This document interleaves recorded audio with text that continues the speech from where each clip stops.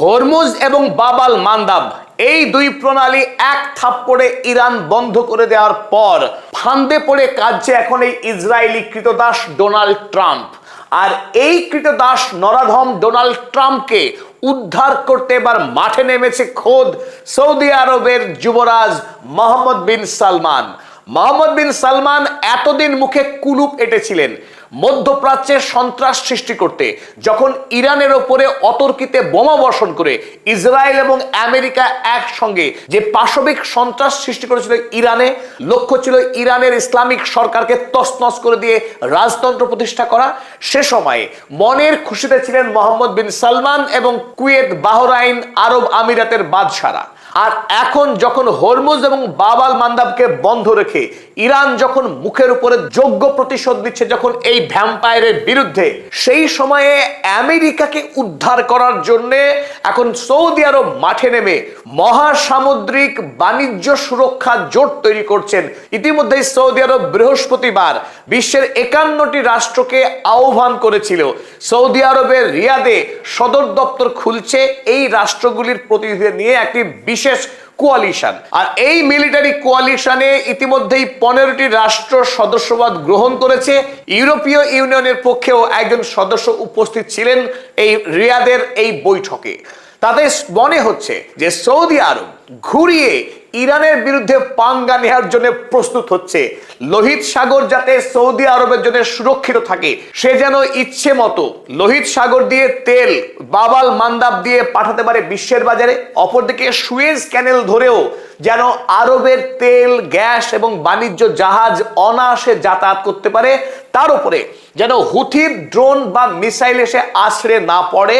এই বিপদ থেকে বাঁচার জন্য মোহাম্মদ বিন সালমান তিনি দাবি করেছেন তিনি একটি মিলিটারি কোয়ালিশন তৈরি করছেন, যে কোয়ালিশনের লক্ষ্য বিশ্ব বাণিজ্যকে বিপদ মুক্ত করা এবং সারা পৃথিবীর অর্থনীতিকে ইরান যেভাবে এখন বন্দি রেখেছে সেই বন্দি দশা থেকে পৃথিবীকে বাঁচানো।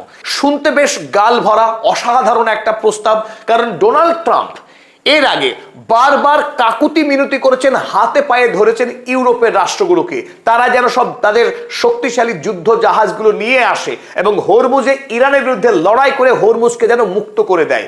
সেই প্রস্তাব সপাটে প্রত্যাখ্যান করেছে জাপান, কানাডা, ইংল্যান্ড, এমনকি জার্মানি।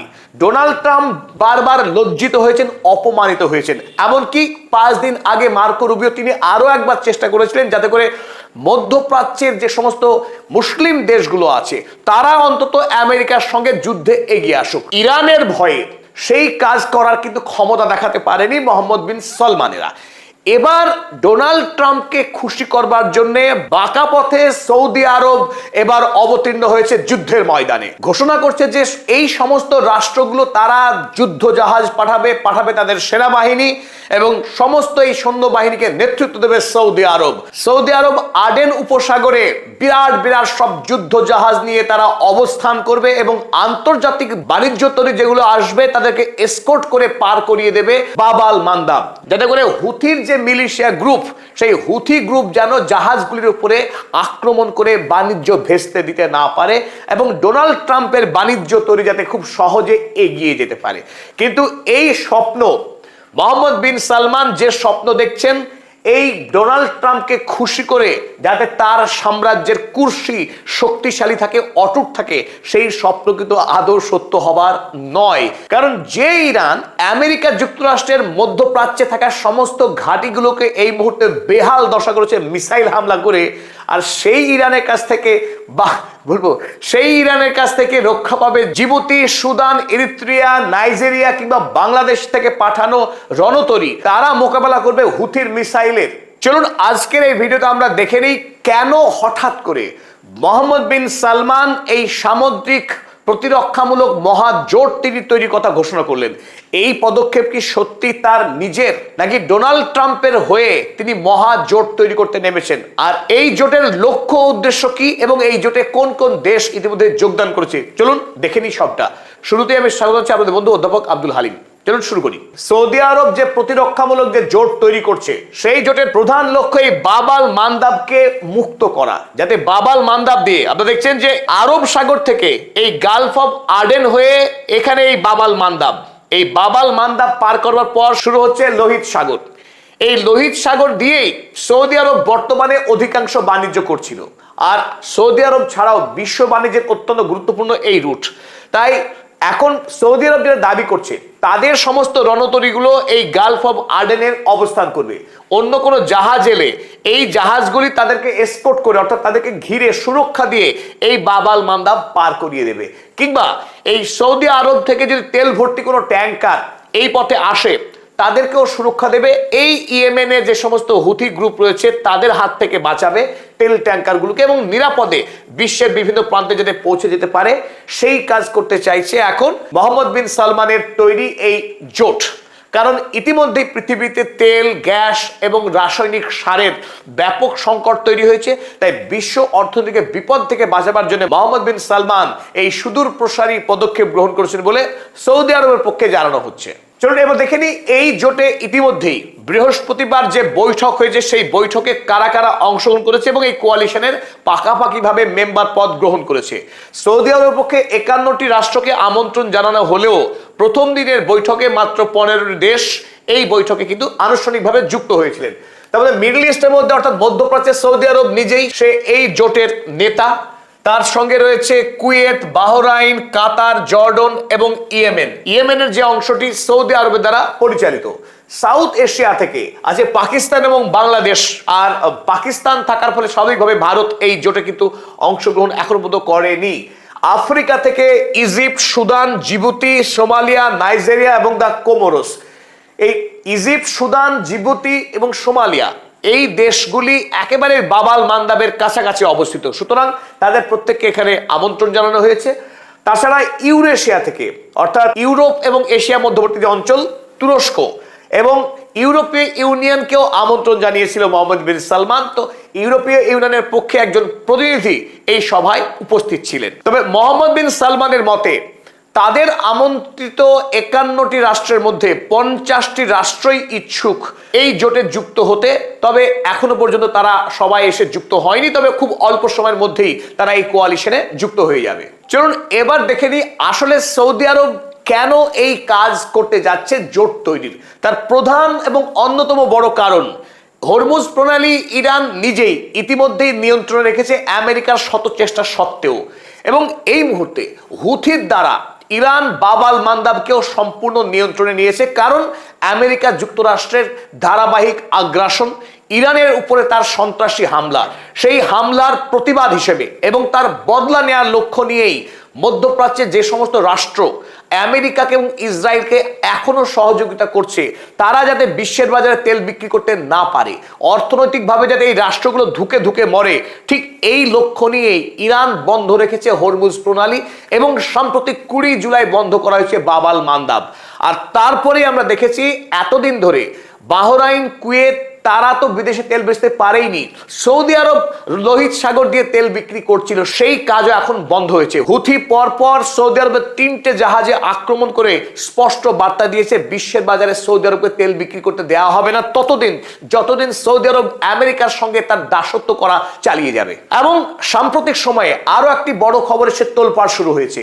যেমন ইরান ইতিপূর্বে জানিয়েছে হরমুজ প্রণালী দিয়ে প্রতি ব্যারেলে অন্তত $1 করে মাসুল দিতে হবে তেল ট্যাঙ্কারগুলিকে। ঠিক অনুরূপভাবে এবার হুথি প্ল্যান পেশ করতে যাচ্ছে যে বাবাল মান্দাব দিয়ে যত জাহাজ পার হবে প্রতি জাহাজকে ফিজ জমা দিতে হবে হুথির হাতে। এই বাবাল মান্দাব ইয়েমেনের হুথি গ্রুপের সম্পূর্ণরূপে নিয়ন্ত্রণে, তাই হুথি গ্রুপকে ফিজ না দিয়ে কোনো জাহাজ বাবাল মান্দাব পার হতে পারবে না। আর এই খবর সামনে আসার পর ডোনাল্ড ট্রাম্পের মাথায় টনক নড়েছে। ইতিমধ্যেই সে নিয়ন্ত্রণ হারিয়েছে হরমুজ প্রণালীর, আর বাবাল মান্দাবেও যদি নিয়ন্ত্রণ হারায় তাহলে আমেরিকার মহা সর্বনাশ। এতদিন ধরে the guardian of the world, গোটা পৃথিবীর যে সামুদ্রিক বাণিজ্য হয় সেই বাণিজ্যের তিনি নিজেকে গার্ডিয়ান বলে দাবি করতেন। আমেরিকা যুক্তরাষ্ট্রের সীমাহীন সামুদ্রিক যে নৌশক্তি, সেই নৌশক্তির অহংকারী ব্যাপারে গদগদ ছিলেন, কিন্তু এখন হরমুজ গেছে, বাব আল মান্দাব যাচ্ছে।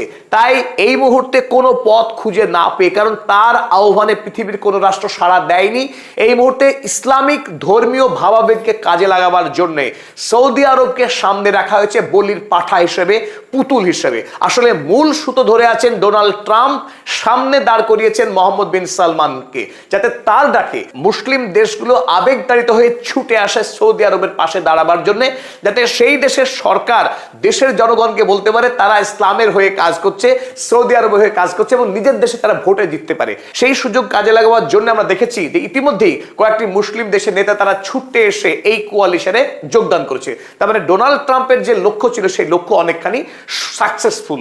এখন ডোনাল্ড ট্রাম্পের বিপদ কত বড়, কতখানি বিপদ, কেন ডোনাল্ড ট্রাম্প মরিয়া হচ্ছেন যে আরবের মতো দেশের কাছে এসেও তাকে সাহায্যের জন্য হাত পাততে হচ্ছে, ভিক্ষা চাইতে হচ্ছে এখন আমেরিকাকে রক্ষা করবার জন্য। প্রথমে যখন আমরা দেখি হরমুজ প্রণালী, হরমুজ প্রণালী আন্তর্জাতিক বাণিজ্যের জন্য অত্যন্ত গুরুত্বপূর্ণ। কতখানি গুরুত্বপূর্ণ? অয়েল এবং পেট্রোলিয়াম, খনিজ তেল এবং পেট্রোলিয়াম জাতীয় প্রোডাক্ট 25% সারা পৃথিবীতে যত বাণিজ্য হয় তার 4 ভাগের 1 ভাগ 25% এই পথ দিয়েই পরিবাহিত হয়।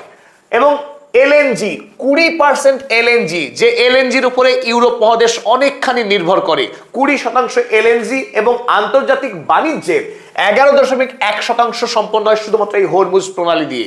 সুতরাং আন্তর্জাতিক বাণিজ্যের ক্ষেত্রে হরমুজ অপরিহার্য। পাশাপাশি বাব আল মান্দাব, যে রুট এই মুহূর্তে বন্ধ হয়েছে হুথির দ্বারা, এই বাব আল মান্দাবে দেখতে পাচ্ছেন আপনারা 12% খনিজ তেল এবং পেট্রোলিয়াম জাতীয় প্রোডাক্ট পরিবহন হয়, 8% এলএনজি এবং 8.7% আন্তর্জাতিক বাণিজ্য সম্পন্ন হয়। এরপরে আমরা সুয়েজ ক্যানাল, এই যে ত্রিভুজ, এই সুয়েজ ক্যানাল, এখান দিয়েও 10% তেল পেট্রোলিয়াম, 8% এলএনজি এবং 10% আন্তর্জাতিক বাণিজ্য সম্পন্ন হয়। তাই এই 3 রুটকে যদি আমরা একসঙ্গে যোগ করি, সারা বিশ্বে যতখানি জ্বালানি পরিবহন হয় তার 47%-এর অধিক শুধু এই 3টে বাণিজ্য রুট দিয়ে সম্পন্ন হয়। আন্তর্জাতিক যে পরিমাণ খনিজ তেল এবং পেট্রোলিয়াম প্রোডাক্ট পরিবহন হয় তার 47%-এরও অধিক শুধুমাত্র এই 3টে রুট ধরে সম্পন্ন হয়। এবং আমরা যদি বৃহত্তর জ্বালানির কথা বলি সেই ক্ষেত্রে কিন্তু পার্সেন্টেজ আরো অনেকখানি বৃদ্ধি পাবে। এলএনজির ক্ষেত্রে অর্থাৎ জ্বালানি গ্যাস, লিকুইফাইড ন্যাচারাল গ্যাস, এই ন্যাচারাল গ্যাসের 36% শুধু এই 3টে রুট ধরেই পরিবাহিত হয়। এবং সারা পৃথিবীতে যত বাণিজ্য হয় জলপথে, সেই বাণিজ্যের 30 ভাগ বাণিজ্য হয় এই 3টে রুট ধরে। তাই যদি এই 3টে রুট বন্ধ হয়ে যায়, আমেরিকার হোয়াইট হাউস ভেঙে পড়তে 3 বেলা সময় লাগবে না। তাই ডোনাল্ড ট্রাম্প ইতিমধ্যেই হরমুজ প্রণালী হাতছাড়া হওয়ার পর থেকে ইতিমধ্যেই আমেরিকার অর্থনীতি অনেকখানি কমায় চলে গেছে, আর তারপর বাব আল মান্দাব যেতে বসেছে। এই সময়ে ডোনাল্ড ট্রাম্প আর ঠিকমতো কোমরে বসতে পারছেন না, তার অবস্থা অত্যন্ত সঙ্গীন। ইতিমধ্যেই খবর আছে দেশের যারা আত্মসহায়ক, তাকে যারা সহায়তা করে পরামর্শ দিয়ে গত 3 দিনে 2 বার অন্তত ঝগড়া করেছেন। আর ঘুমিয়ে পড়া স্লিপি জো বাইডেন, স্লিপি জো বলতেন তিনি এখন যে কোনো অনুষ্ঠানে ঘুমিয়ে পড়ছেন, চাপ এমন পর্যায়ে এসেছে তার উপর। এখানেই শেষ নয়, আর সবচেয়ে যেটা বড় সমস্যা ডোনাল্ড ট্রাম্পের জন্য দ্রব্যমূল্য বৃদ্ধি পাওয়া। আমেরিকায় জিনিসপত্রের দাম এমন ভাবে বৃদ্ধি পাচ্ছে তার নাগালের বাইরে।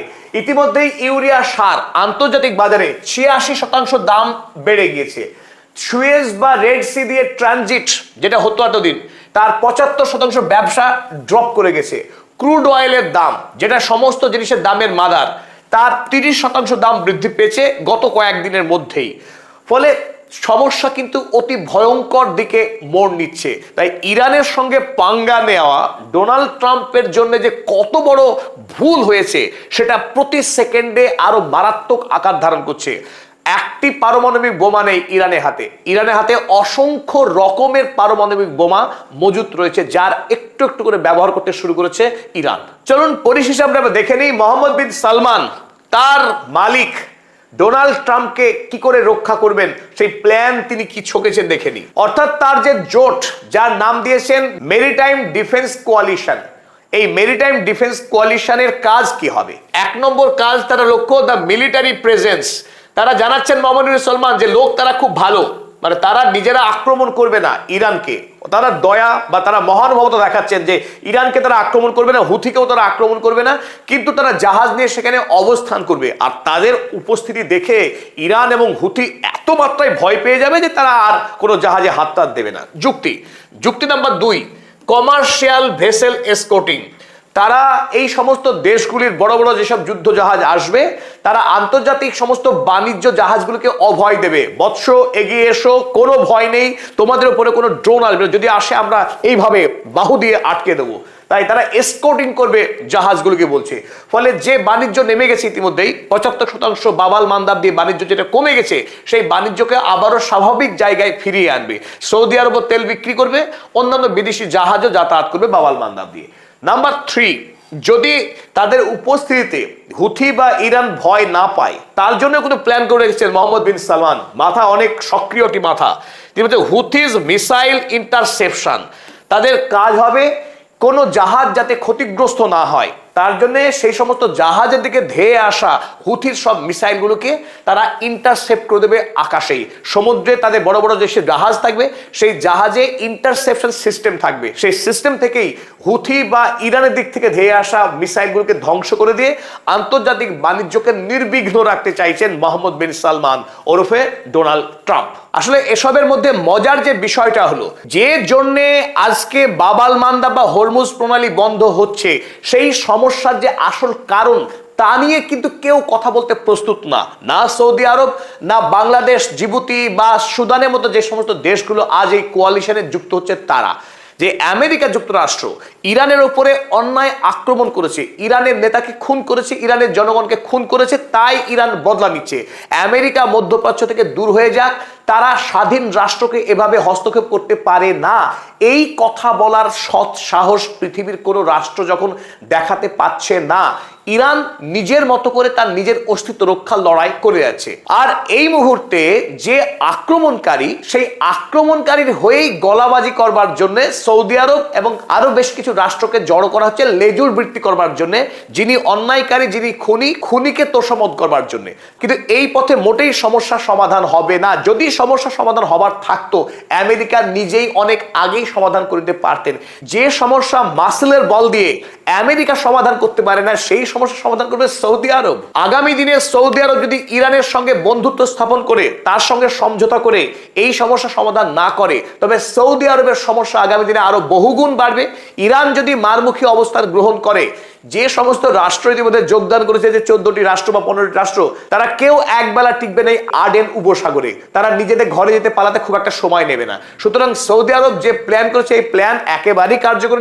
বরং ওদিকে আজ কাতার ইতিমধ্যে ইরানের সঙ্গে ডিল করার মধ্য দিয়ে হরমুজ প্রণালী দিয়ে তাদের জাহাজ যাতে অনায়াসে যাতায়াত করতে পারে, সেই লক্ষ্যে চুক্তি সম্পন্ন করেছে। তাই কাতার যে পথে হেঁটেছে, সেই পথই সৌদি আরবের জন্য আদর্শ পথ। আমেরিকার সঙ্গে লেজে লেজ বেঁধে ইরানের সঙ্গে লড়াই করে এই মধ্যপ্রাচ্যের মাটিতে ব্যবসা বাণিজ্য করবে, এটা খুব একটা কার্যকরী যুক্তি আদৌ হতে পারে না। শুধু আমাদের দৃঢ় বিশ্বাস, ডোনাল্ড ট্রাম্পকে খুশি করতে গিয়ে মোহাম্মদ বিন সালমান যে পরিকল্পনা করেছেন, এই পরিকল্পনা 100% ভুয়ো এবং ব্যর্থ হবে।